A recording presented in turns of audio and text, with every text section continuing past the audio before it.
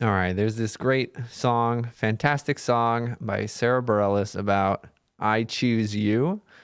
And you can also make a Pokemon reference if you want, but that's what we're learning in this video. For integration by parts, how do we recognize integration by parts? Because again, we got quite a few ways to do integrals now, and we're only getting more. And how do we choose which one's u and which one's dv? Because again, when we have an integration by parts problem, usually there's going to be something times something else. Not always, but usually one part of the integral has to be u, one part of the integral has to be dv. How do we choose u? Okay, so there's kind of two different ways, or two things to think about. All right, for choosing each of these. First thing to think about is usually we want to choose a u that's easy to differentiate. And we want to choose a dv that's easy to anti-differentiate. And we can see that this first method really popped up here. Now, both of these choices, x and e to the x, both of these are easy to differentiate, and both of these are easy to anti-differentiate. But let's look specifically at x. If we differentiate it, it goes into a 1, which is really nice. If we anti-differentiate it, it goes to a 1/2 x squared, which isn't the worst thing in the world, but it's more complicated than 1. So because 1 is simpler than 1/2 x squared, that's why we chose that one to be our u. That's going to be a very, very common thing. Won't work all the time, but very, very common that if we can just get rid of this by differentiating it, then that's a good choice for u. Sometimes we're going to have to use other methods, and then just something to think about. We want things to not get worse. Now, this is kind of a weird thing, this weird second thing that I've written down. We'll talk about what that means a little bit more soon. And notice I don't say we want things to get better. It won't always get better, but we just want it not to get worse. And I just realized that there's a fun example that I didn't put in here. I don't actually know if the book even covers it. I might just do it as a bonus example at the end of this video, but I think it might not be necessary. But it's a fun little example. Anyway, let's use these and get some integrals. Example 2. Evaluate. I think I just like this section because each question is just one word, as opposed to, find the volume of the solid of revolution generated October. All right, she's going to say hi to y'all soon, I think. Find the antiderivative of x sine of 2x dx. So, remember. Oh, are you being a naughty girl? Yeah, she's a cutie, though. She's unhappy. She doesn't want to be caged. All right. So, we are going to try to choose a u that makes things easier when we differentiate, and a dv that makes things easier when we anti-differentiate. So there's two choices here, right? Because we very obviously have two things multiplied together. So really two natural choices here if we're using integration by parts. We might also want to use a u substitution. If we do a u substitution, will that work? Oh, not quite.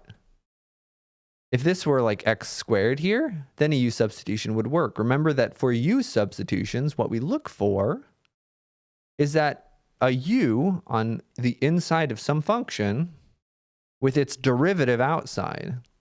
So if this were an x squared, it would work because the derivative of something with x squared is something with x. But because it's not, this is not actually the derivative of the inside. So u substitution will not work here. And that's something that I always want you to be thinking about. Don't just mindlessly do integration by parts in this section. Always think, can you do another method? Integration by parts is not the easiest method. If you can do an easier method, do the easier method. Okay? Don't work too hard. Maybe that's not advice I should be giving my students, but don't work harder than you need to. Okay? He's really going bananas today. All right, so just like last time, we want this to be our u. Because if we take the derivative of this, it goes to 1. That's super nice. And that'll work as long as the integral of this blue guy isn't bad. But yeah, the antiderivative of sine of 2x, that's not too bad. It doesn't make things any nicer because sine just goes to cosine, but it doesn't make things worse. The derivative of this gets better. Antiderivative of this doesn't get worse. And that's how we do it. All right, so we're going to say u is just equal to x. And dv is going to be sine of 2x dx. Now to fill in the formula, we need du, which is just the derivative times dx. Derivative is 1 times dx. And for v, it's just the antiderivative.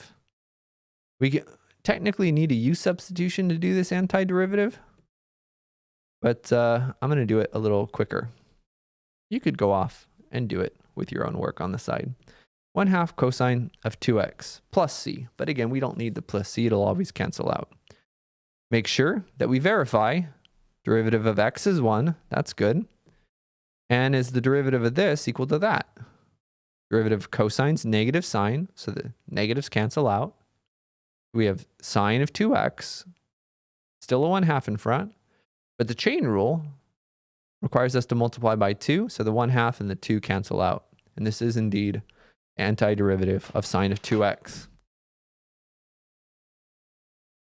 So now we use our formula. The integral of uv equals the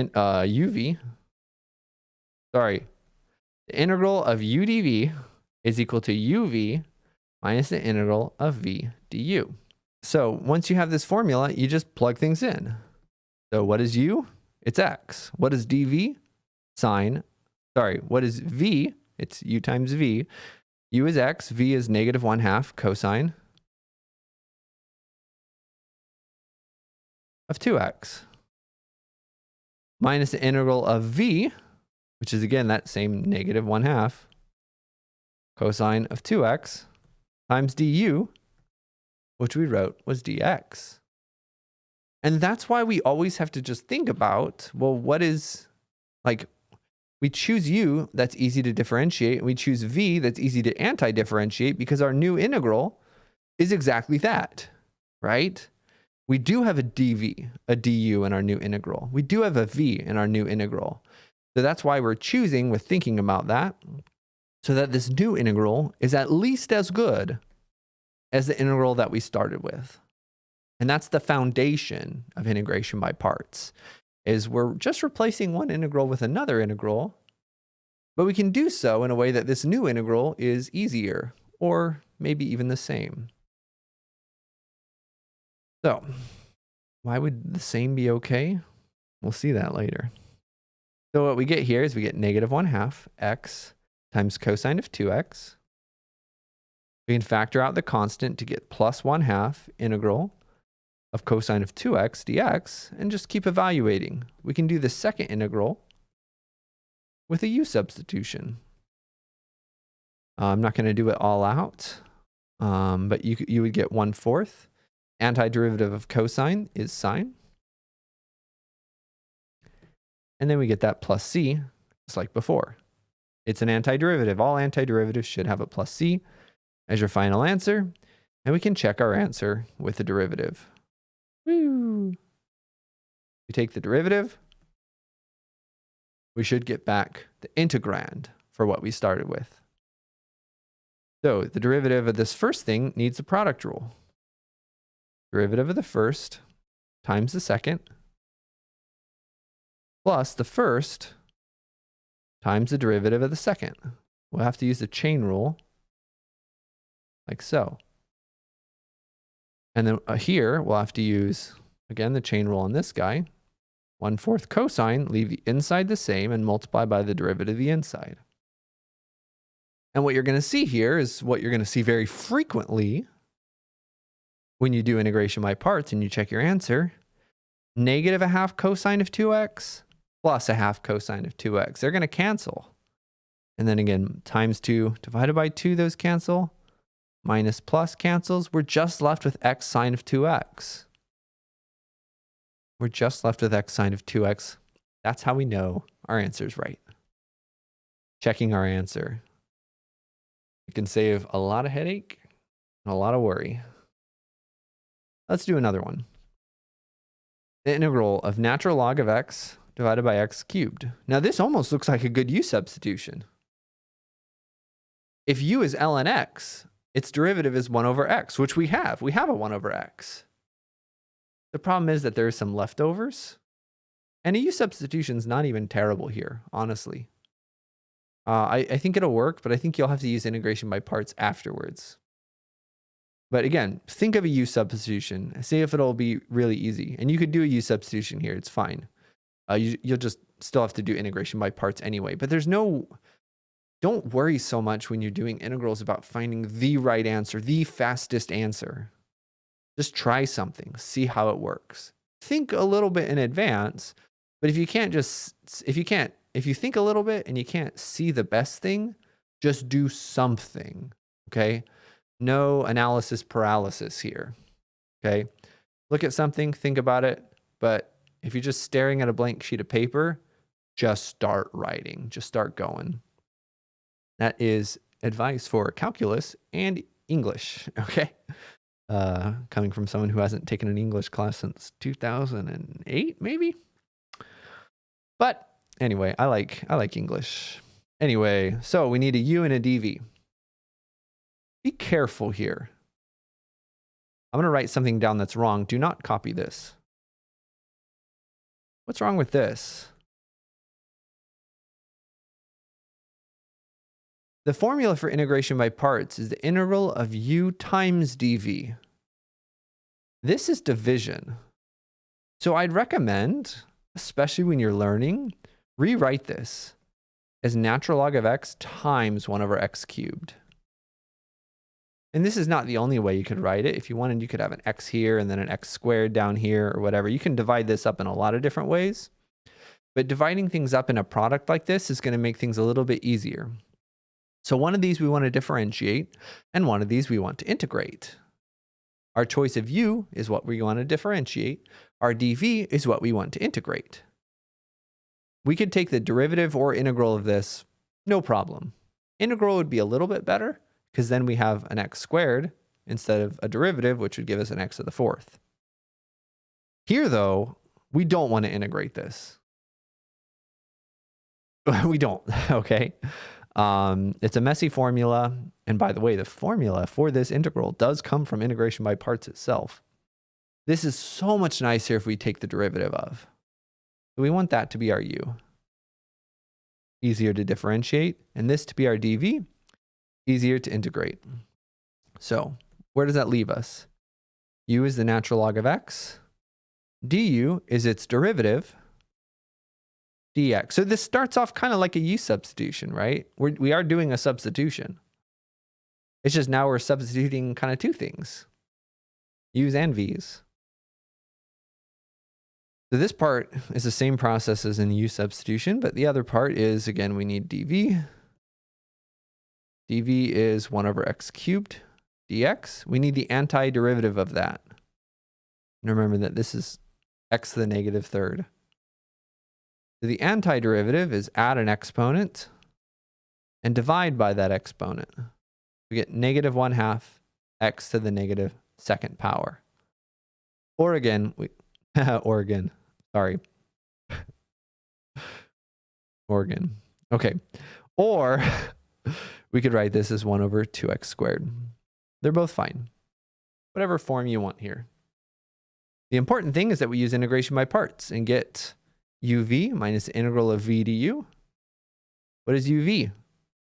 U is natural log of x, and v is negative 1/2 x to the negative squared, x to the negative 2nd power, minus the integral of v, which again is that same negative 1/2 x to the negative 2 times du. And du is just 1 over x dx. So this is good. We've got no more natural logs. Let's clean up that second integral and see where we get. This becomes negative 1 over 2x squared. Actually, let's write this as ln of x. Whoa. We can write this as negative ln x over 2x squared if we wanted to. Minus, plus 1/2. We can bring the constant out in front. X to the negative 2 times x to the negative 1 is x to the negative 3. Ah, this integral is much nicer. We'll leave this first piece alone for a bit. Add an exponent. Divide by that exponent. Plus c. We're almost done. Oh, we can actually clean this one up rather nicely. Right? This is negative ln x over 2x squared minus 1 over 4x squared plus c. I'd probably take this as an answer, but you can really give an even nicer answer if you want. Multiply this by 2 over 2 so they get a common denominator. And then we get negative 2 ln x plus 1. We factor out a negative. Divided by 4x squared. And the plus c. And this should be our answer. I may have made some algebra mistakes, so I'm going to show some good practice. Now let's take the derivative of this with a quotient rule and see if we get back to where we started. All right, so if we use a quotient rule, it's low d high. Derivative of the top is going to be negative 2 over x minus high d low, so that high is already negative, so when we're subtracting it, it becomes positive. Derivative of the bottom is 8x. Square the bottom and away we go. And you might say, Jason, well, this doesn't look like what we're supposed to get. This doesn't look like our integrand. Well, let's simplify. Extra good practice. This first thing becomes negative 8x.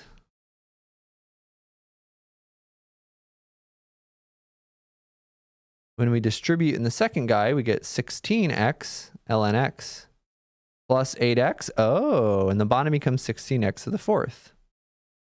Negative 8x plus 8x cancels. We have 16x ln x over 16x to the fourth.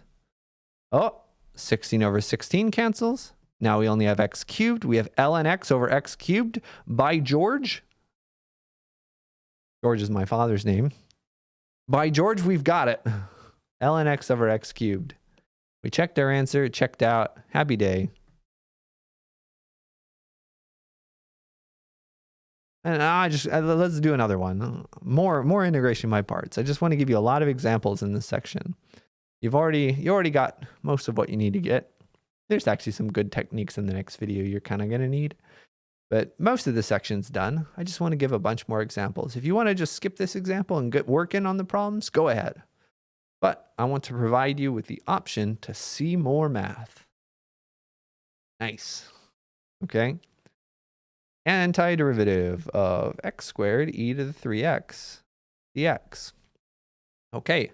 What do we want to differentiate? What do we want to integrate? And I realize that all of these, well, never mind. We want to differentiate this. Its derivative will be 2x. That's nicer. And here, it doesn't matter whether we integrate or differentiate the e to the 3x. We'll get the same thing. Well, basically the same thing. So when we do that, we get u is x squared. So du equals 2x. We're going to get dv equals e to the 3x dx. So its antiderivative is 1/3 e to the 3x. Integration by parts gives us u times v. X squared times 1/3 e to the 3x minus the integral of v du. 1/3 e to the 3x times 2x dx. Now we clean things up a bit. What do we get? 1/3 x squared e to the 3x minus 2/3 times x e to the 3x dx. What have we got here?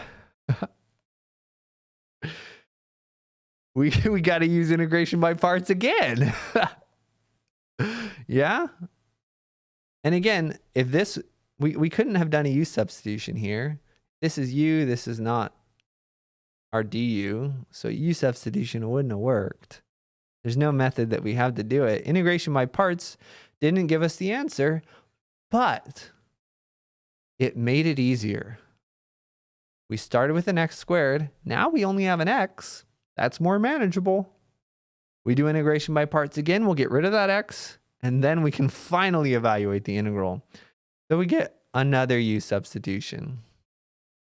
Okay. Now, you shouldn't say u again. All right. Because we already did u. I'm not going to be super pedantic about that, but that's the kind of idea. So this is going to be our w now. And if you wanted to call this dv again, you really could. Because it is exactly the same dv. So w is now going to be x. dw is dx. Now, you have to be very careful. We're going to use integration by parts on this integral. But this integral has a minus 2/3 in front of it. And that has to stay there. We use integration by parts on the integral, but remember there's a minus 2/3 in front. Normally it's u times v, but now it's going to be w times v. W is x. V is still 1/3 e to the 3x. Because again, we chose the same dv. So we could write dv and v again. They're the same ones. Minus the integral of v du. Again, v is still 1/3 e to the 3x. Sorry, I said du. I meant dw this time. dw is dx. So lots of places for algebra mistakes. But don't worry, because I'm sure you're going to check your answer at the end anyway. And now we just keep writing things down. 1/3 x squared e to the 3x minus 2/3. This becomes 1/3 x e to the 3x. And this becomes minus 1/9 e to the 3x. We'll just add the plus c at the end. Technically, the plus c goes in the brackets, but a constant multiplied by a constant is still just a constant. And I don't want to change the name of the constant. There we go. Now let's clean things up. Let's simplify. So 1/3 x squared e to the 3x minus, let's distribute, minus 2/9 x e to the 3x plus 2/27 e to the 3x plus c.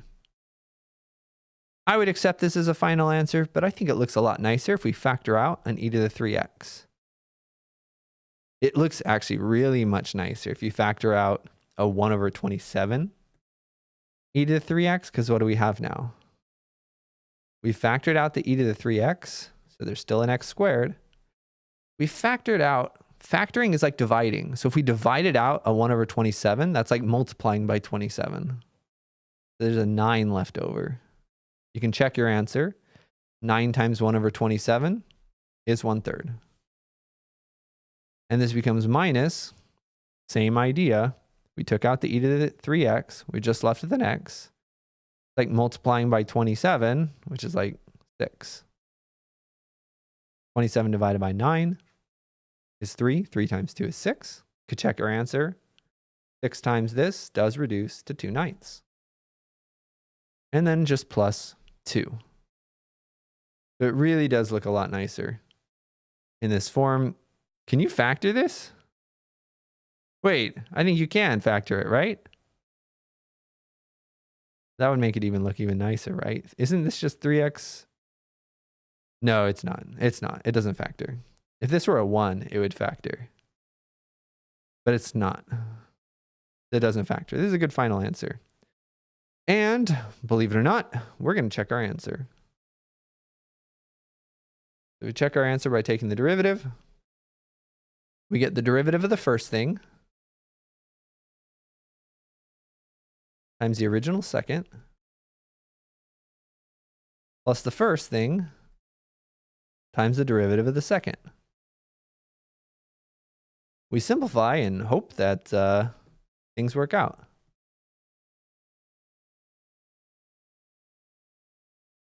The second one, we can factor out a 3.